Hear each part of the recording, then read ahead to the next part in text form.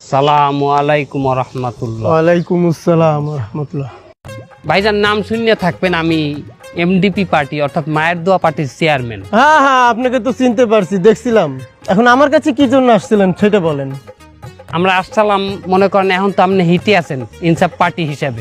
আমাদের ইনসাফ পার্টি এখন সারা দেশে তুমুল হিটে আছে। আমরাও হিটে ছিলাম একসময়, আমরাও হিট করছি অনেক কিছু, আমাদের অনেক জনপ্রিয়তা ছিল একসময়। আমাকেও নাম ডাকালে আমাকেও আডা চলা একসময় মানুষ পছন্দ করে, সামনে আবারও করবে। কিন্তু আমরা চাইতে আছি এই মুহূর্তে আপনাগুলোকে যদি আমরা জোট করতে পারি, জোট করে একটা সরকার গঠন করতে পারি, তাইলে তো আমরা দেশ চালাইতে পারবো, আমাকে দলটাও তো বড় হয়ে যাবে, তাই না? ঠিক আছে, এটা ভালো কথা। আমরাও চাই আমাদের দলটা আরো বড় হোক, একসঙ্গে ঐক্যবদ্ধভাবে আমরা একটা সরকার গঠন করি, যাতে করে ইনসাফ কায়েম করা যায়। তবে আপনাকে শপথ করতে হবে আগে, আমরা যদি সরকার গঠন করতে পারি, ক্ষমতায় যেতে পারি, সর্বপ্রথম আপনাকে চাঁদাবাজি ছাড়তে হবে, আর অবশ্যই কোনো প্রকার ছিনতাই, রাহাজানি এবং দুর্নীতি করা যাবে না। এই শপথগুলো আপনাকে করতে হবে, তবেই আমরা একসঙ্গে একজোট হয়ে কাজ করতে পারবো।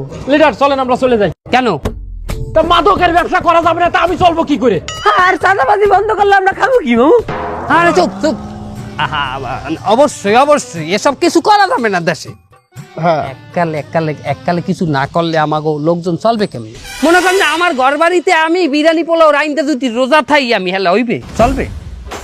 আরে আপনার তো মতলব ভালো না। মতলব কি? আমরা ক্ষমতায় যাবো, আমরা কিছুই খাবো না। আপনি কি ইনসাফ কায়েম করতে চান না? আমাকেও লাগে তো ইনসাফ কায়েম করতে হবে, কই কইবি না? হ্যাঁ, মনে করেন যে জনগণের অর্ধেক খাইলে আমরা অর্ধেক খাইলাম, সমান সমান ইনসাফ। আপনাদের তো নিয়তি খারাপ। আপনারা আছেন আপনাদের নিজেদের পকেটের চিন্তা নিয়ে। আপনাদের সঙ্গে একজোটে আমাদের কাজ করা সম্ভব না। এই চল। চলো চলো। এটা কি হইলে? এটা হইলে এটা কি?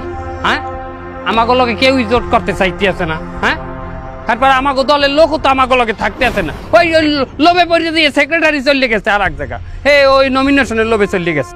আসলে আমাকে নিয়তি খারাপ ছিল। আমরা রাজনীতি শুরুই তো করছি টাকা ইনকাম করার জন্য।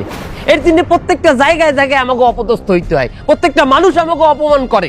এই টাকা কামানোর উদ্দেশ্যে যারা রাজনীতি করে 20, 30, 40, 50 বছর ধরে রাজনীতি করিয়াও মানুষের মনের মধ্যে জায়গা করে নিতে পারে না। কিন্তু আপনি একটা জিনিস চিন্তা করেন, শরীফ ওসমান হাদি, তার রাজনৈতিক বয়স কত? সে কত বছরই বা বাংলাদেশের রাজনীতি করে গেছে, অথচ বাংলাদেশের প্রত্যেকটা মানুষের মন সে জয় করে এনেছে।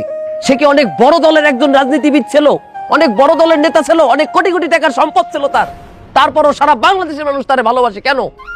সে বাংলাদেশের মানুষকে নিয়ে চিন্তা করছে, সে রাজনীতি করছে ইনসাফ কায়েমের রাজনীতি। আমাদের নিয়ত ছিল রাজনীতি করে টাকা ইনকাম করার, আর তার নিয়ত ছিল ইনসাফ কায়েমের জন্য তার যদি শহীদও হইতে হয়, সেই শহীদ হওয়ার জন্য সে প্রস্তুত ছিল।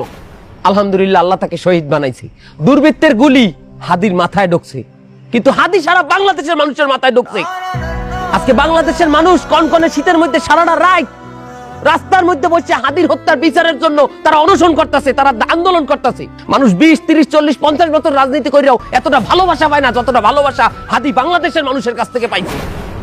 আসলে আমিও চাইছিলাম যে এই ক্ষমতাটা ব্যবহার করে আমি মাদকের ব্যবসা করব, সারা বাংলাদেশের মাদক সম্রাট হব আমি। আমাকে যদি করতেই হয় আমরা ইনসাফের রাজনীতি করি আসেন, আমরা দেশের মানুষের ভালোবাসার জন্য রাজনীতি করি আসেন, কোনো প্রতিদান ছাড়া রাজনীতি করি আসেন। ভাই, আল্লাহ যদি আমাকে নিয়ে যায়, আমার বাচ্চাটার দিকে একটু খেয়াল রাখেন। এই কথাটা আমি বলতে পারিনি। আমি যদি কিছু হইলেও করতে পারি সততার সাথে, আল্লাহ যদি আমার রহম করে, তাহলে আমার ছেলে, আমার পরিবার, আমার ভাই বোন, আমার ইনকিলাব মঞ্চের ভাই বোন গুলো, এগুলো আল্লাহ দেখবে যেভাবে আল্লাহ এখন আমাদেরকে দেখতেছে।